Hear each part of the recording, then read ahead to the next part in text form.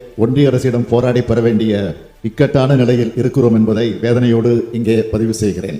மாநிலத்தில் சுயாட்சி, மத்தியில் கூட்டாட்சி என்கிற பரந்துபட்ட கொள்கை முழக்கத்தினை தமிழ்நாடு தொடர்ந்து உறக்க முழங்கி வருகிறது. நாட்டிலேயே முதல் முறையாக ஒன்றிய மாநில அரசின் உறவுகளை குறித்து விரிவாக ஆய்வு செய்து 1971ஆம் ஆண்டு ராஜமன்னார் குழு தனது அறிக்கையை வழங்கியது.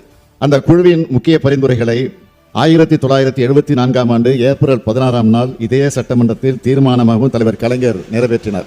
1983ஆம் ஆண்டில் சர்க்காரியா தலைமையிலான ஆணையம், 2004ஆம் ஆண்டில் உச்சநீதிமன்ற நீதிபதி பூஞ்சி தலைமையிலான குழு ஆகியவை அமைக்கப்பட்டு அவற்றின் சார்பில் ஆயிரக்கணக்கான பக்கங்களை கொண்ட அறிக்கைகள் வழங்கப்பட்டும் ஏமாற்றமே தொடர்கிறது. அடுத்தடுத்து மாநில பட்டியலில் உள்ள முக்கிய அதிகாரங்களான மருத்துவம், சட்டம், நிதி ஆகியவற்றை ஒத்திசை பட்டியலுக்கு மடைமாற்றம் செய்யும் பணிகளை விரைவாக இன்றைய ஒன்றிய அரசால் மேற்கொள்ளப்பட்டு வருகின்றன.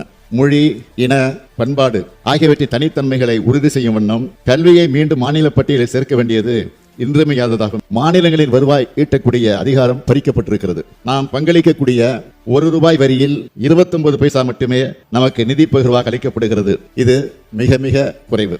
இந்திய அரசியலமைப்பு சட்டத்தில் வழங்கப்பட்டுள்ள மாநிலங்களின் நியாயமான உரிமைகளை பாதுகாக்கவும் ஒன்றிய மாநில அரசுகளுக்கு இடையேயான உறவுகளை மேம்படுத்திடவும் உச்ச நீதிமன்ற மேனாள் நீதியரசர் திரு குரியன் ஜோசப் அவர்களை தலைவராக கொண்ட குழு அமைக்கப்படுகிறது. இந்திய கடல்சார் பல்கலைக்கழகத்தின் மேனாள் துணைவேந்தரும் ஓய்வு பெற்ற IAS அதிகாரியுமான திரு அசோக் வர்தன் ஷெட்டி அவர்களும், தமிழ்நாடு மாநில திட்டக்குழுவின் மேனாள் துணைத் தலைவர் பேராசிரியர் மு. நாகநாதன் அவர்களும் இருப்பார்கள். ஒன்றிய மாநில அரசுகளின் உறவு நிலைகளில் தாக்கத்தை ஏற்படுத்தக்கூடிய இந்திய அரசியலமைப்பு சட்டத்தின் விதிகளையும் நடைமுறையில் உள்ள சட்டங்கள், ஆணைகள், கொள்கைகள் மற்றும் ஏற்பாடுகளின் அனைத்து நிலைப்படிகளையும் உயர்நிலைக்குழு ஆராய்ந்து மறு மதிப்பீடு செய்தல். இந்திய அரசியலமைப்பு சட்டத்தில் தற்போதுள்ள விதிகளை உயர்நிலைக்குழு ஆராய்ந்து காலப்போக்கில் மாநில பட்டியலிருந்து ஒத்திசைவு பட்டியலுக்கு நகர்த்தப்பட்ட பொருண்மைகளை மீட்டெடுப்பது குறித்து வழிமுறைகளை பரிந்துரை செய்தல். மாநிலங்கள் நல்லாட்சி வழங்குவதில் உள்ள சவால்களை எதிர்கொள்ள தேவையான நடவடிக்கைகளை பரிந்துரை செய்தல். நாட்டின் ஒற்றுமை மற்றும் ஒருமைப்பாட்டிற்கு குந்தகம் ஏற்படுத்தாத வகையில் நிர்வாக துறைகளிலும் பேரவைகளிலும் நீதிமன்ற கிளைகளிலும்